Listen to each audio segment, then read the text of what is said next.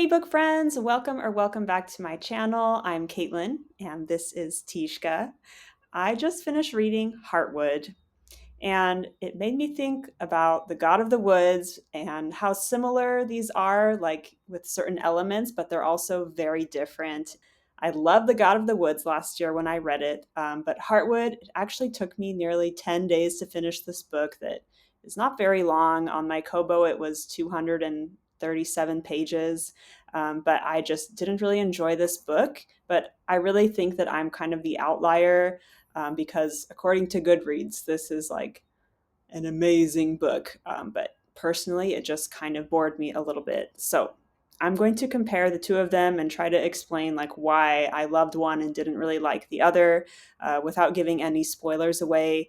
First, let's talk about what they have in common because a lot of the elements really are quite similar. In both of these books, we have a missing woman in the woods.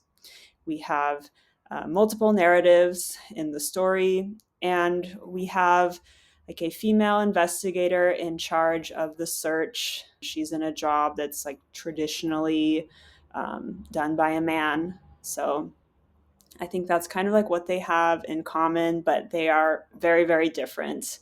In The God of the Woods, this takes place between the 1950s to the 1970s across several different eras. It takes place in the Adirondack Mountains.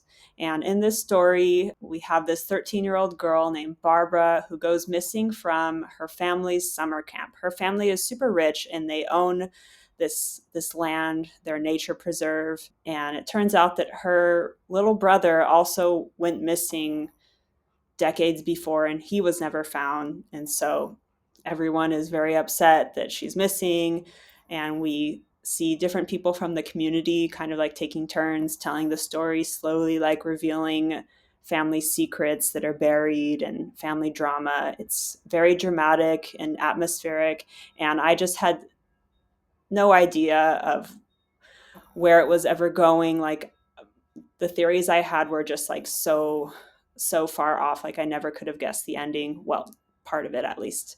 But I just really love this story, and I gave it 5 stars. So I guess I had this book in mind when I heard about Heartwood. I heard about it from the Ellen Made Book Club, and so I put it on my TBR and it popped up on my Libby. And yeah, I just finished it. It's about this nurse named Valerie. She's 42. She's hiking the Appalachian Trail.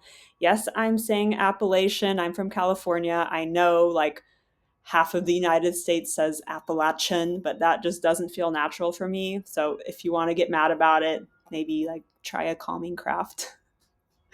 Anyway, so she's hiking the Appalachian Trail, or the AT, and she ends up going missing. The book is told from a few perspectives. We have the warden, who is like this tough older woman, and she's tasked with finding Valerie. And we also have this woman who is in a retirement home in Connecticut, and we have like no idea why the book is talking about her. And this is what kind of bothered me. Like I just like really couldn't understand why we're following this like older woman around and hearing all of her drama when like she wasn't, it didn't seem like she was connected to the story. But eventually we understand the connection. And then Valerie, the missing woman, we don't really hear, we only hear her story from the present, and she's just struggling right now against the elements in the forest. I'm not saying like how she got there, like whether or not she got lost on her own or whatever. This is to be discovered when you read. But I would have preferred to know more about like her in the past so I could really care about her character. But we just spent so much of the book from the perspective of these other people, the warden and this woman in the retirement home. And so much of it where my eyes just kind of glazed over was when they're talking about like their grievances with mother-daughter relationships.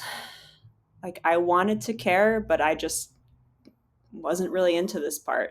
And I think this is why the book just took me so long to finish, because I kept trying to like pump myself up to try to want to know what they're saying. But sometimes Heartwood felt a little bit disconjointed for me because there's a ton of mixed media. And so we're like constantly jumping all over the place, from police interviews to podcasts to letters to like one person's POV and then another, and it just didn't really feel like easy to follow. So maybe that's another reason. In theory, like mixed media is cool, but yeah, sometimes it makes it hard for me to like follow what's going on. There's also a lot of like very long, slow descriptions. It's much a slow burn descriptions of nature. So if you like slow burn kind of mysteries about missing people, nature, mother daughter relationships, self discovery, yes, you will probably love it. But this was all for me, just kind of like taking away from the person whose perspective and experience I wanted to read about the most. But there are plenty of like positive things about it. Like I think it's a really cool setting, the Appalachian Trail. And I was watching Rye Reads did a review of this book, and he is like from this area, and he said that apparently there it's like a very dangerous place. Like there's a lot of murders, and there's like a serial killer that was hunting people on the Appalachian Trail. So I think for this kind of book, I think this is a really cool setting. I really enjoyed reading about like the hikers' camaraderie.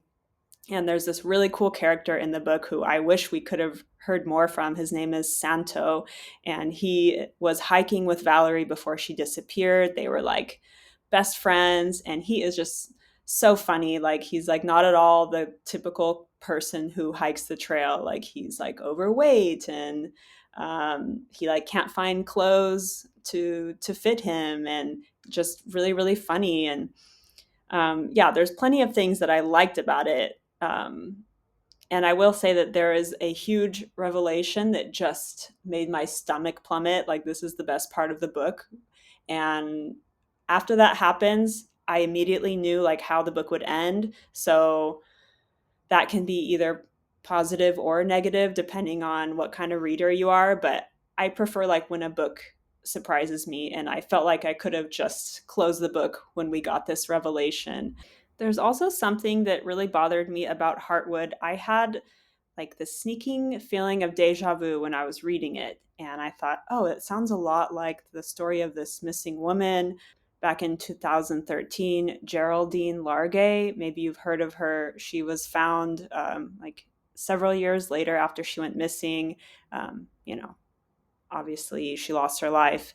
She was found in her campsite with some really heart-wrenching letters in her like journal, because she knew she wasn't going to make it. It's really sad. And the author of Heartwood took her character, like this person, and made it into a character in her book with like all of the same details.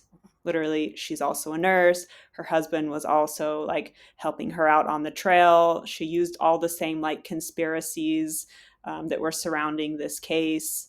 And I think also like taking the fact that this woman was like writing these letters to her family members, and then the author like does the same thing with Valerie, the character in the book. Like that just doesn't really sit well with me. Like I think she probably had good intentions, and I'm not insinuating that she like made her look bad or something, but if that was someone from my family and this tragedy happened to us, like I would be pissed that thriller authors were like, ooh, I'm gonna steal all of that and make it into like a thriller book. So I personally just think it's kind of rude. But let me know, do you think it's ethical or not to take real people's tragedies and like write them into books? Anyway, thanks for watching this video today. Let me know if you plan on reading either of these books, or if you've already read them, what you thought, and stick around for more book reviews and recommendations. I'll be doing a wrap up of what I read in April next week. And if you haven't seen our dog Easter egg hunt, you can watch that video. We had a lot of fun doing that on Easter. Tishka hunted for my 5-star reads, and I made book covers and put them in Easter eggs. Anyway, so thanks for watching today, and we'll see you next time. Bye!